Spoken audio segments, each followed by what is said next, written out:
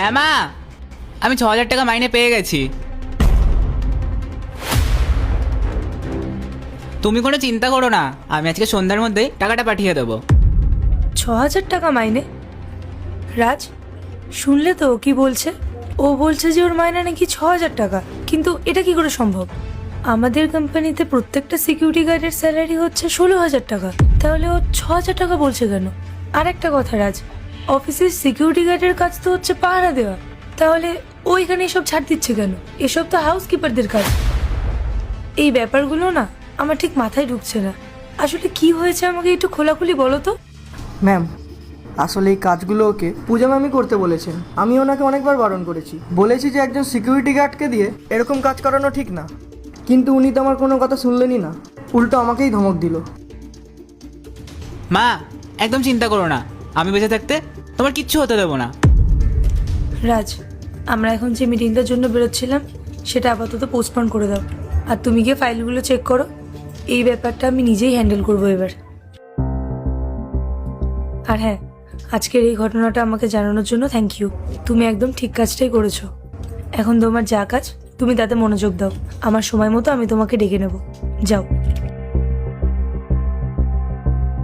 তুমি ঠিক মতো ওষুধ খেয়ে নিও, আর টাকাটা হাতে পাওয়ার সাথে সাথে ডাক্তারটাও দেখিয়ে নিও, একদম দেরি করবে না।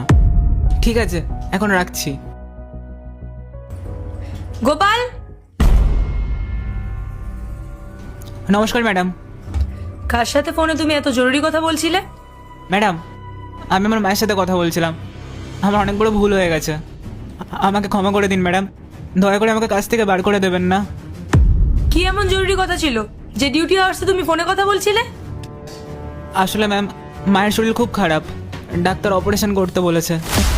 আজ মাইনে পেয়েছি তো, তাই মাকে জানাচ্ছিলাম সন্ধ্যাবেলায় টাকাটা পাঠিয়ে দেবো, যাতে ডাক্তারটা দেখিয়ে নিতে পারে। ম্যাডাম, আর কোনোদিনও কাজের সময় ফোনে কথা বলবো না, দয়া করে আমাকে এবার ক্ষমা করে দিন। কত টাকা আছে তোমার কাছে? ম্যাডাম, 6,000 টাকা। সবসময় কি তুমি এই মাইনেই পাও?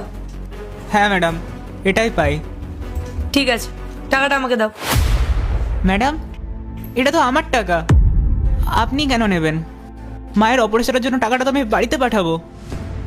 এই টাকাটা তো আমিই তোমাকে দিয়েছি, আর যখন আমি ফেরত চাইছি তখন তোমার এটা আমাকে ফেরত দেওয়া উচিত। দাও।